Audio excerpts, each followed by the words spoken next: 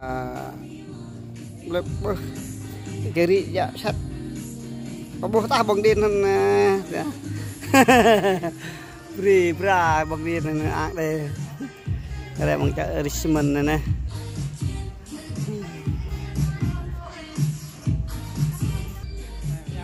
tớp lại thằng nào bữa dài cọp luôn bạp luôn lên là đừng thôi là ọp hả ngoại mình ọp này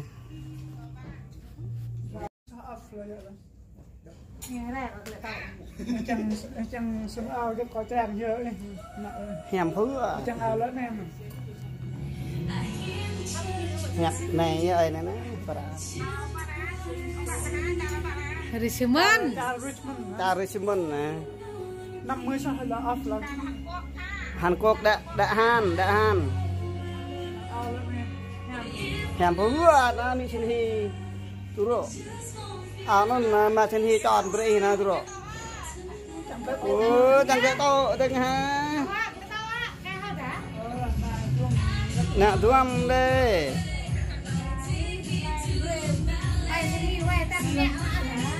ơi như bác sang mình mẹ xin hi oai na rồi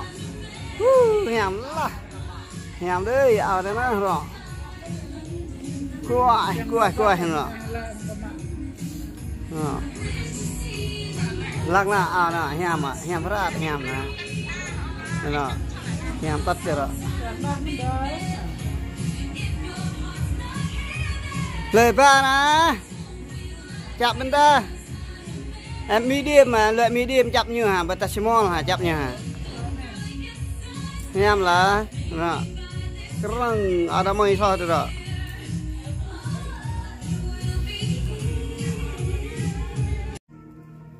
cả kia có hẹm bạp gặp đi ngoài ao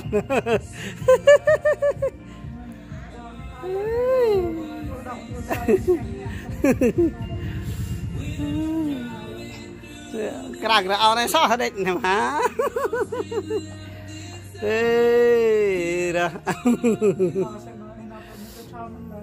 hèm đấy lại nè rồi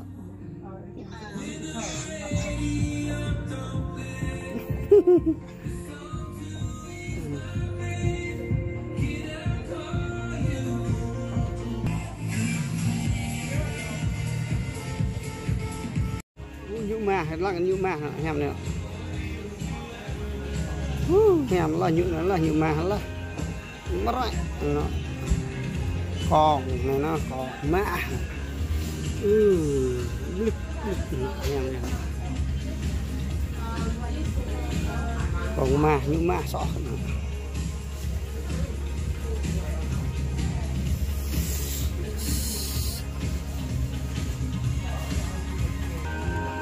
Noel, Gia Noel, răng,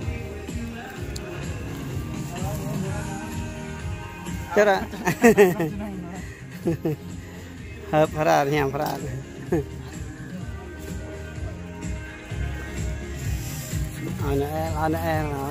Noel, nhảm sao?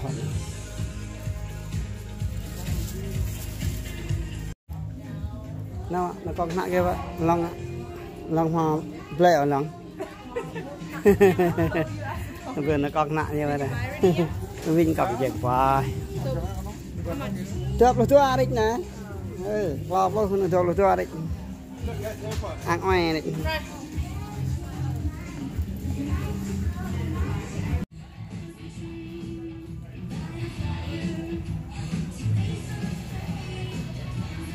ghê đi nhưng mà off đó nè này off nữa bữa nó off mà lo rồi 50% off very good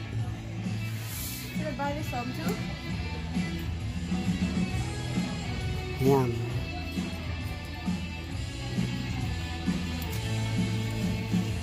PU như vậy PU cái này là PU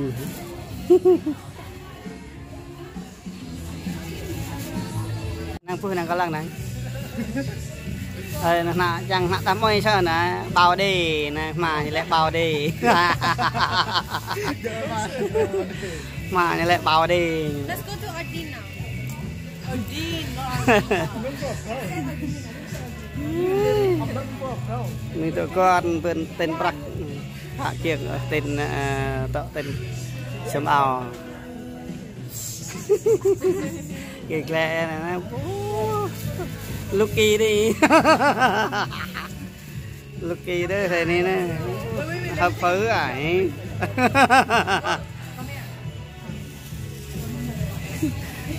nó không chấp kia bạn xa tòa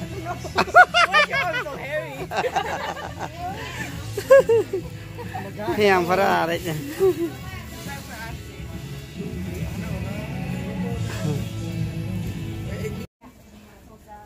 Lẽ trước nhé nặng mình này lòng tel tel dài vậy bà đạp này ra chắc Richmond này off này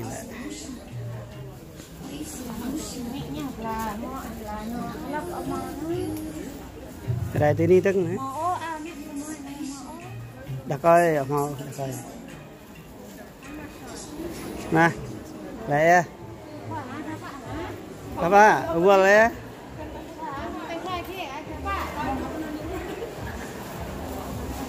dạ ta định lòng các bạn hả thì nào ba vừa vào lên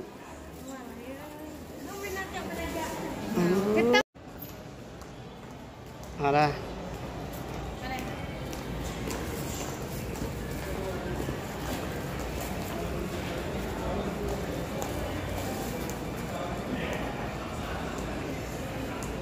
okay. Nghe quay hay nghe chụp?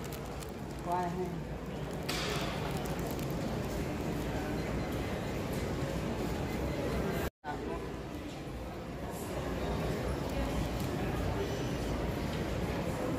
Thuốc mình từng.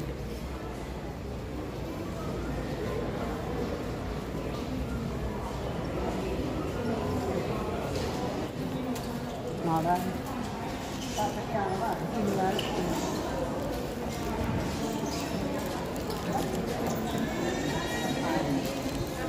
Khoe ba lem nè sang ya.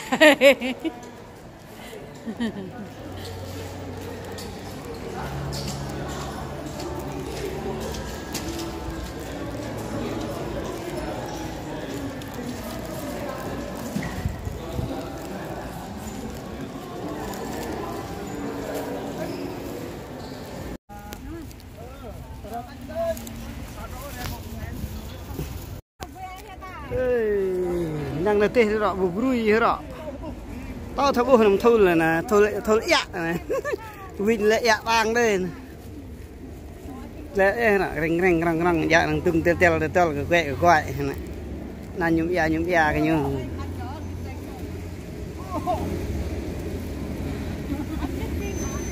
tê mi bồ tê dạ còn cái này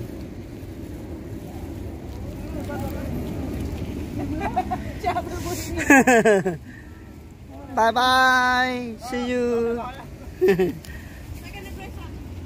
Pak ha, teh tau apa? Hah? Teh tau apa nih hem? Iya tak. Mantap deh.